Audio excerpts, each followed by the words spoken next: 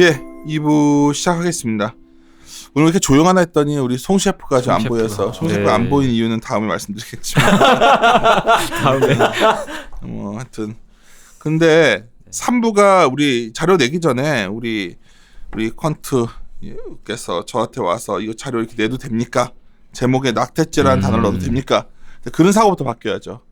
사실은 얼마나 정근대적인 제도였으니까 그쵸. 자신의 몸을 자기가 결정할 수 있는 권리가 없었다는 게 그래서 낙태죄 처벌은 당연히 이거는 빨리 없었어요. 저는 사실 말도 안 된다라고 생각하고 있었는데 근데 그래도 이게 얼마나 66년 만에 된 건데 이거부터 얘기 시작하시죠. 네. 이렇게 오래된 건지 모르셨을 거예요? 일단 한국에서는 낙태가 이게 처벌을 받는 법안이었죠. 근데 이게 되게 어떻게 보면은 굉장히 불공평하다고 할 수 있었던 게 처벌을 받으면은 이제 수술을 한 의사분이랑 이 여성분만 이제 처벌을 받고 남자분 같은 경우에는 처벌을 안 받으니까 항상 이게 문제가 됐었던 거죠. 그러면은 여기서 좀 강화해가지고 남자도 같이 처벌을 받아야 되느냐 아니면은 처벌을 안 받게 해야 되느냐 뭐 이거에 대해서도 얘기를 해놓고 아까 처음에 일부에서 잠깐 말씀을 드렸던 건데 결국에는 헌법재판소는 이게 태아의 생명권도 뭐 중요할 수도 있는데 결국에는 여성의 자기 의사 결정권을 어떻게 그 전혀 일방적인 우위를 태아에게만 주는 거는 이게 옳지 못하다라고 판단을 했다는 거에 저는 좀 큰 의미를 두는 거고요. 물론 이제 남은 이슈들은 좀 많이 있습니다. 과연 낙태를 어디까지 허용을 할 것이냐, 뭐 12주까지 허용을 할 것이냐, 20주까지 허용을 할 것이냐, 그 다음에 낙태를 수술하는 방법이 아니라 약물을 쓰는 방법도 있거든요. 지금 한국에서는 불법입니다. 이거를 뭐 허용을 해줄 거냐? 허용을 해줄 거면은 뭐 전문의약품으로 할 거냐? 일반의약품으로 할 거냐? 아니면은 그 다음에 건강보험을 어디까지 적용을 할 거냐? 뭐 여러 가지 이슈들이 아직 남아있는 상황이에요. 일단 낙태죄가 없어지는 방향성은 이렇게 맞는데 좀 세부 가이드라인은 좀 지켜봐야 되는 상황이다라고 보시면 되고요. 그렇다면은 전 세계적으로 보면은 얼마나 낙태죄를 허용하고 있느냐 이 8장 그 그림 보시면 될 것 같은데 이 컬러로 보셔야 돼요. 컬러로 있는 그림 이렇게 보시면은 이 녹색으로 표시된 국가들이 낙태죄를 그러니까 제한하지 않는 국가들이고요. 이 빨간색이 안 되는 국가 그러니까 산모의 치명적인 생명에 위기가 오는 상황이 아니면은 낙태가 안 되는 국가고 주황색이 웬만하면 안 되는 국가고 그 다음에 이렇게 노란색 같은 경우가 그 큰 제한은 아닌데 뭐 내가 사회 경제적 요건으로 못한다라는 거 얘기를 하면은 낙태를 할 수 있는 국가입니다. 그러니까 녹색이랑 노란색이 허용 국가고 주황색이랑 빨간색이 못하는 국가인데 이 보시면은 북쪽이 다 녹색이에요. 선진국들이 거의 그렇습니다. 유럽이라든지 북미라든지 뭐 심지어 북한도 어쨌든 뭐 낙태에 대해서는 중국도 그러네요. 네, 맞습니다. 이렇게 되고 좀 남쪽들이 좀 안 된다고 하는 현상이 나타나고 있어요. 아프리카 지역이라든지 동남아 지역이라든지 남미 지역이 낙태에 대해서는 불법으로 간주를 하고 있는 상황이다라고 보시면 될 것 같습니다. 한국 같은 경우에는 지금까지는 주황색이었는데 이제는 좀 녹색으로 옮겨가는 현상이 나타나지 않을까라고 생각을 하는 거고요. 관련된 시장에 대해서 말씀을 드리려면은 이 피임약에 어떤 것들이 있는지 이거에 대해서 설명을 드려야 될 것 같아요. 9페이지에 대해서 제가 이렇게 간단하게 이렇게 그림으로 이렇게 해놨는데 지금 뭐 시장에 대해서 가장 많이 쓰는 것 같은 경우에는 성관계 시에 사용하는 이 콘돔입니다. 이게 그 당시에 이렇게 쓰는 거고 그렇다면은 그 전에 사전적으로 쓸 수 있는 거는 두 가지가 있어요. 여성분들이 이렇게 한 달 전부터 이렇게 먹는 경구 피임약이 있고요. 그 다음에 장기 피임약이라고 해가지고 병원 가서 뭐 주사 맞거나 피부밭에 삽입하거나 피부 밑에 이렇게 이식하거나 하면은 한 3년 정도 이렇게 피임 안 해도 되는 장기 피임약이 있습니다. 그 다음에 성관계 이후에 할 수 있는 방법은 두 가지가 있어요. 첫 번째는 이 관계가 있었던 이후에 72시간 내에 먹을 수 있는 응급 피임약이라는 게 있습니다. 이거는 착상을 못하게 해가지고 결국 임신이 안 되는 사후 피임약이다라고 생각을 하시면 되고요. 이거는 72시간 이내에 하는 거고요. 그 이후에는 두 가지인데 저희가 흔히 생각하는 그 낙태라든지 뭐 이렇게 관련된 유산 유도약 같은 경우가 이 분야라고 생각을 하시면 돼요. 뭐 콘돔 같은 경우에는 그냥 사잖아요. 저희 처방 안 받고 일반 의약품이고요. 경구 피임약, 그러니까 그 전에 이런 먹는 거 같은 경우에는 일반 의약품도 있고, 그러니까 약국에서 그냥 사 먹는 것도 있고, 처방받아서 먹을 수 있는 것도 있어요. 그 다음에 장기 피임약 같은 경우에는 주사 맞거나 삽입하는 거라고 말씀드렸잖아요.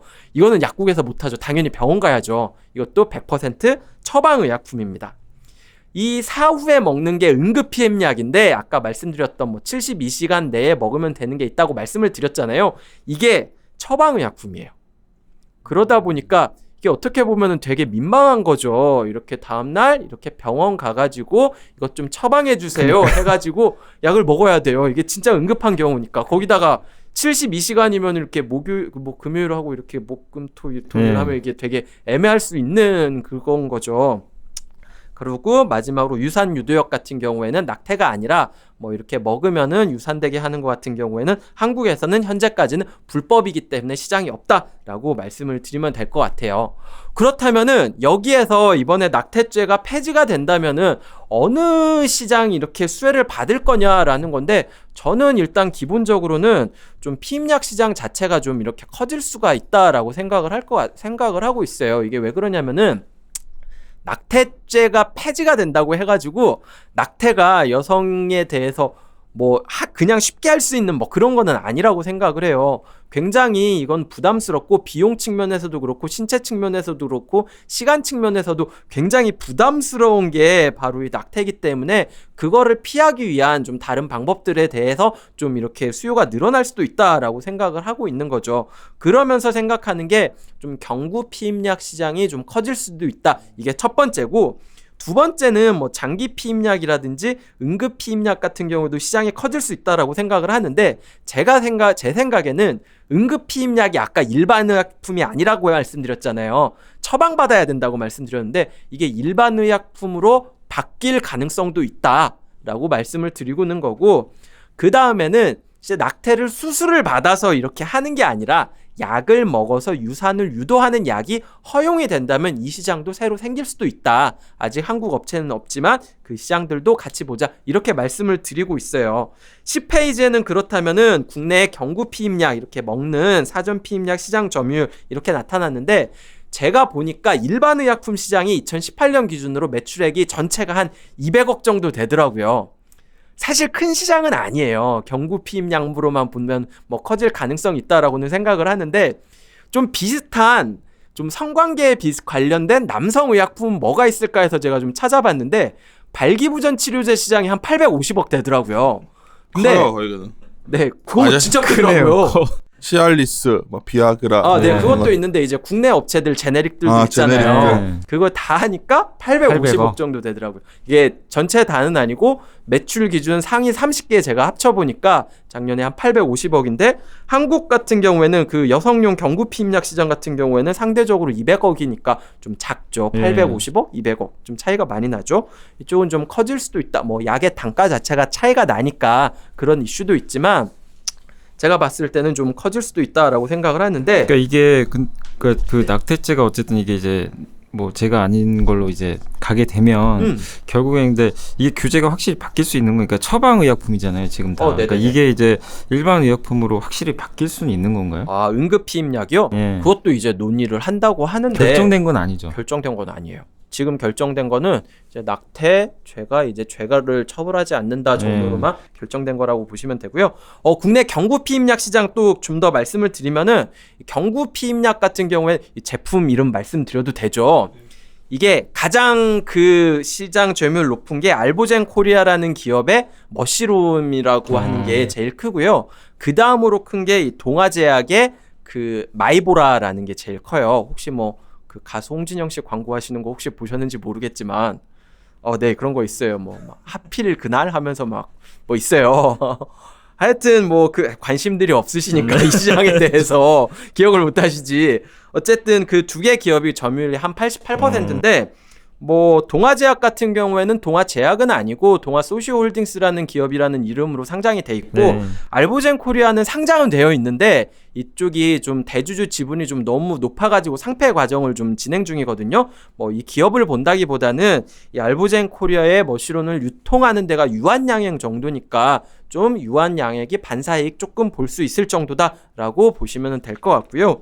이제 중요한 거는 응급피임약 시장인 것 같아요. 11페이지에 있는 게 응급피임약이랑 장기피임약 시장인데 이 응급피임약 같은 경우에는 제가 아까 말씀드렸죠. 이렇게 처방받아서만 먹을 수 있다고. 근데 여기도 시장을 제일 비중이 큰 거는 바이엘이 아니라 현대약품입니다. 현대약품이 거의 뭐 75%, 4분의 3의 점유율을 가져가고 있어요. 만약에 여기 이거 일반 의약품 된다면은 가장 수혜 볼 수 있는 게 제가 봤을 때는 현대약품이라고 보고 있습니다. 너무 압도적인데요. 진짜 너무 압도적이에요. 아니 뭐 근데 아까 경구피임약도 일반 의약품은 좀 되게 많았는데 네. 그 처방받아서 먹는 경구피임약은 바이엘이 100% 가져가고 있거든요. 그거 생각하면은 좀 이쪽은 뭐 제네릭이 들어올 수도 있겠지만 어쨌든 현대약품이 되게 그 압도적인 시장을 가져가고 있다. 뭐 향후에 이게 진짜 일반 의약품이 되느냐 되지 않느냐 이거는 잘 모르겠지만 네.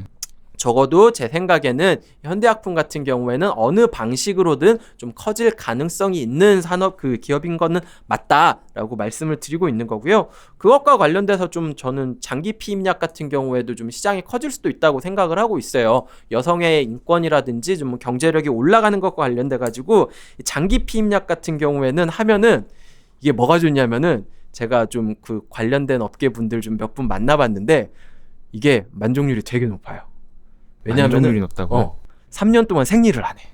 에? 몸에 안 좋을 텐데 그러면. 그렇지 않대요. 진짜요?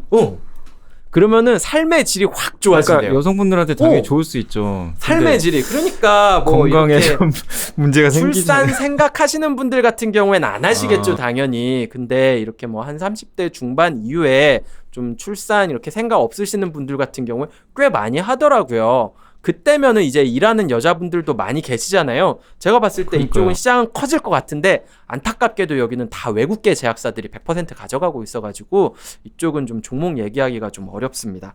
좀 그런 상황이다. 이 시장은 이렇게 된다. 이렇게 말씀드리고 여기에는 안 써놨는데 이게 뭐 낙태 유도제 혹은 뭐 유산 유도제 관련된 시장도 그쪽이 허용이 되면은 바뀔 가능성이 있다. 이렇게 보시면 될 것 같아요. 야, 이 주제가 되게 민감하고 잘 모르는 내용이니까 꽈다 보리자루 그냥 앉아가지고 저도 여기 먹으면- 피임약이 이렇게 종류가 많은지 몰랐어요. 장기 피임약은 진짜 저 그쵸. 들어본 적이 없어가지고. 아, 진짜요? 진짜요. 전혀 막 몰랐어요. 피임 주사 이런 거 못 들어보셨어요? 예. 피임 주사 맞으면 별로 3개월. 생각 안 해봐가지고. 아 근데 그동안. 얘기 들어보니까 이게 네. 그거 이렇게 갱년기라고 하는 게 결국 예. 호르몬 이슈잖아요. 그죠, 예. 그러니까 여성 호르몬이 계속 나오면은 결국에는 갱년기가 안 와가지고 이게 맞으면 오히려 갱년기가 안 온다고 하더라고요. 그래가지고 이쪽에서는 좀 시장은 커질 가능성이 있어요. 뭐 이렇게 피부에 넣는 게 있고 뭐 이렇게 산부인과에서 이렇게 넣는 게 있고 배에 주사 맞는 게 있고 다 종류는 다양한데 형 이거 자료 내고서 반응은 어때? 저요? 놀랄 만큼 관심이 없어요. 야 이거 진짜 우리 여자하고 마리오나 할 때도 그랬는데 이거 진짜 시장에서 근데 분명한 거는 사회적 책임 투자라던가 여성 네, 맞아요. 관련된 투자 네. 이쪽이 분명히 패시브 아이디어로 그러니까 종목보다는 패시브 투자 아이디어 관련된 내용이에요. 그래서 그쪽 관련 상품이 늘어난 거 뭐가 있죠? 이쪽 관련된 것들이? 패시브요? 네. 저는 패시브 쪽에서는 이게 되게 중요하다고 생각을 하는 게 이 SRI 펀드들 같은 경우에는 그러니까. 진짜 점차 국가 지자체라든지 뭐 연기금이라든지 이런 데서는 의무적으로 배정을 해야 된다라고 생각을 하고 있어요. 이거는 뭐 미국도 그렇고 점차 그 시장이 커질 테니까 맨날 뭐 ESG만 하고 뭐 행동주의 같은 경우에는 들어가는 리소스가 좀 크니까 그렇다면은 좀 다양한 패시브 투자 아이디어도 좀 필요할 텐데 좀 여성과 관련된 그렇다면은 패시브 인덱스들도 좀 이렇게 점검을 할 필요가 있다라는 게 제 생각입니다. 지금 MSCI라든지 다우존스라든지 이런 데서는 뭐 인덱스를 만들어 가지고 이렇게 공개를 하고 있고요. 이거를 트래킹하는 ETF들도 지금 실제로 거래가 되고 있고 뭐 블룸버그 같은 데서도 인덱스를 주고 있는데 여기서는 단만 뭐 ETF의 벤치마크로 사용되는 ETF 그 인덱스는 아니다라고 얘기를 하는 상황이라고 보시면 돼요. 근데 재밌는 게 뭐냐면은 여기 있는 기업들 뭐 ETF들을 쓰는 이 인덱스들에 대해서 종목을 어떻게 선정하냐면은 여성 관련 주가들 그 주가 지수들 같은 경우에는 뭐 전체 직원에서 뭐 여성들 비율이라든지 승진자에서 남녀 비율이 비슷한지 뭐 혹은 전체 뭐 임원급에서 남녀 비율이 어떤지 뭐 이런 식으로 뭐 결정을 하다 보니까 전 세계 지수에서 선진국 지수에서 제일 비중이 큰 건 아무래도 뭐 애플, 마이크로소프트, 아마존 이런 걸 건데 이 여성 관련 인덱스에서 종목이 가장 비중이 큰 거는 뭐 독일의 마이크로포커스라든지 뭐 미국의 인투이티, 뭐 엑센추어 뭐 이런 데가 더 큽니다. 뭐 소프트웨어 기업들 위주죠. 뭐 그런데 재밌는 거는 종목 다 다르다고 말씀드렸잖아요. 여성 관련 주가 지수랑 이렇게 선진국 지수랑 이렇게 업종별 차지하는 비중을 보면은 그 12페이지에 있는 그래프 한번 보시면 될 것 같은데요. 생각보다 막상 결론적으로는 차이가 크게 안 나요. 그러네. 네. 금융 쪽 같은 경우가 좀 여성 인덱스가 좀 비중이 높고 의외로 IT가 여성 관련된 거 종목이 좀 적더라고요. 저는 좀 그 반대일 거라고 생각을 했었는데 좀 보수적인 산업이라고 하면은 좀 소재 산업재 뭐 금융 이런 거 많이 생각을 하시잖아요. 그리고 IT 같은 경우에는 좀 진보적이고 생각만큼 그러지는 않았다라는 거 말씀을 드리고 싶고 종목이 다르다고 말씀드렸는데 더 재밌는 건 뭐냐면은 13페이지에 나와 있는데 인덱스가 MSCI 선진국 지수랑 월드가 선진국 지수거든요. MSCI 선진국 지수랑 MSCI 선진국 여성 리더십 인덱스랑 거의 뭐 차이가 없습니다. 성과가 좀 더 못 미치는 거 아니야 이 정도면? 그런데 이제 2018년 말에 떨어질 때는 좀 덜 떨어졌으니까 좀 그런 차이가 있죠. 이렇게 좀 갭은 존재하는데 그래가지고 제 생각은 이래요. 어떻게 보면은 뭔가 차별성이 없는 걸 수도 있는데 어떻게 보면은 결국에는 SRI 펀드들 좀 기계적으로라도 어느 정도 배분을 해야 된다면은 벤치마크 좀 시장 덜 지는 인덱스를 좀 선택하는 수요도 있을 수 있어서 결국 이게 좀 선순환으로 이어질 수도 있지 않을까. 이런 기업들 그 주가 지수라든지도 이런 데도 좀 그 패시브 투자 관점에서는 좀 볼만한 인덱스가 아닐까라고 말씀을 드리고 있는 거죠. 뭐 다양한 패시브 아이디어에 대한 수요가 필요한 때 이거 역시 그 대안이 될 수 있다 이렇게 말씀을 드리는 겁니다.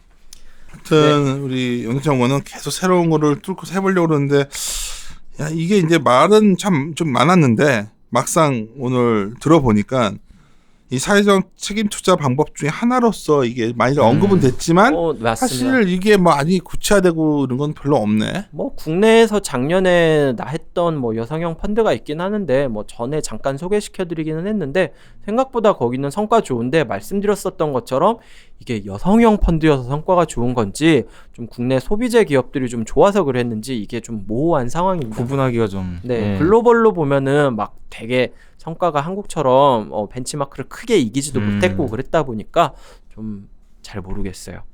하여튼 분명은 길게 보면은 여성들이 많이 기업의 경영에 참여하고 이런 기업들을 그 가산점을 주는 이런 거는 규제가 될 것 같고 아까 오늘 제가 컨디션이 좋았으면 아까 피임량 얘기할 때 막 말을 했을 텐데 사실 첫째 잘 알지도 못하고 이게 오늘 힘든 이유가 뭐냐면 첫째 내용을 잘 몰라. 굉장히 낯설고 생소. 내가 아까 그래서 진짜 여쭤본 거예요. 반응들이 어땠어요? 나 같은 노땅들이 보면 뭔 얘기인가 할 거예요 지금. 그래서 좀 저는 어느 정도 그래도 좀 많이 보실 줄 알았는데 이렇게까지 관심을 많이 안 받을 줄은 몰랐습니다. 이게 그러면서 아니에요. 약간 발기부전 치료제 시장과 뭔가 이 피임약 시장의 차이가 생각나고 그래요? 아, 그 시장 차이가 큰가? 아까 조르셨군요. 8대 2로 8대 그러니까 발기부전 치료제 시장이 국내가 850억이고요. 이 사전 그 이렇게 경구 피임약 시장이 한 200억이니까 그거밖에 안 돼? 병구 피임약 시장이? 네네 4배 아니 너무 뭐 차이가 크다고. 근데 그만큼 또 늘어나겠죠 이제. 뭐 그런 적으니까. 것도 있는데 뭐 피임 방법은 아까 말씀드렸던 것처럼 뭐 콘돔도 있고 뭐 이렇게 장기 피임약도 있고 그래서 다양한. 말하기도 우리기도 말하면서 불편해하잖아 지금. 이러니 지금 세미나 가서 이거 하겠어 섞어 있는데 지금. 저는 할 수 있습니다. 저 되게 잘해요. 하긴 세상이 많이 바뀌었는데 하여튼 봅시다. 저도 또 졸았다고 하면 어떡해. 빌라고서 그랬는데 진짜 순간적으로 왜 기억이 안 나지? 근데 비슷하는 거는 왜 끝날 때가 되니까 정신이 돌아왔어. 그래요.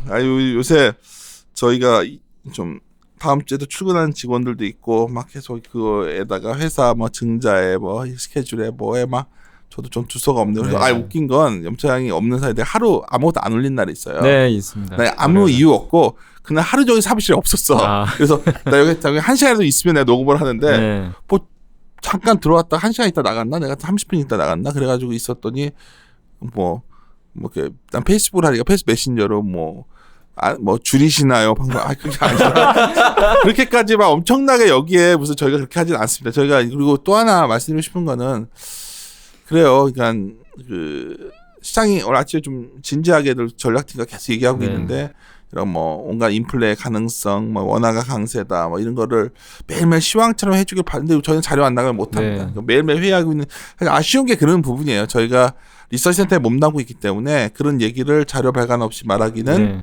컴플 위반 때문에 할 수가 네. 없고 아쉬운 건 오늘 같은 경우에는 어제 반도체 빠질 때 만약 제가 그냥 그 컴플이 없었다면 좀 더 편하게 말할 수 있는 부분도 있었는데 뭐 너무나 뻔한 스토리 갖고 했던 거거든. 근데 이제 그런 것들이 아쉽지만 그건 또 다른 여러 좋은 뭐 팟캐도 있을 거고 또 요새 증권 방송들 증권사에서 좋은 거 많이 나오더라고요. 딴 데는 그 아침 모닝팅 다 네, 보여주고 모닝팅, 뭐 네. 이런 것들도 다 활용하시고 저희들은 근데 다만 저희들 특색에 맞게 그냥 저희가 고민한 내용을 좀 더 섞어서 하고 싶어 하는 거고 어쩌면 지금 끝날 때니까 신나가지고 떴는다. 미안하다. 근데 낙태죄 폐지 이것도 분명히 SRI 펀드 때문에 아마 했을 거야. SRI 2탄이기도 하고 그치. 그때 뭐 그러니까 관심도 이- 있었고 이쪽들. 때도 맞았고. 근데 하여튼 그런 차원에서 좀 고민합시다. 그리고 혹시 이거 내용 듣다가 약간 그 약간 거북하셨던 그 약간 여성 운동이라고 했나? 그 뭐 그런 분들 그런 내용은 없었지. 저는 좀 그런 분들이 힘이 돼 주실 줄 알았는데 뭐 전혀 없었습니다. 그냥 주식 그렇지.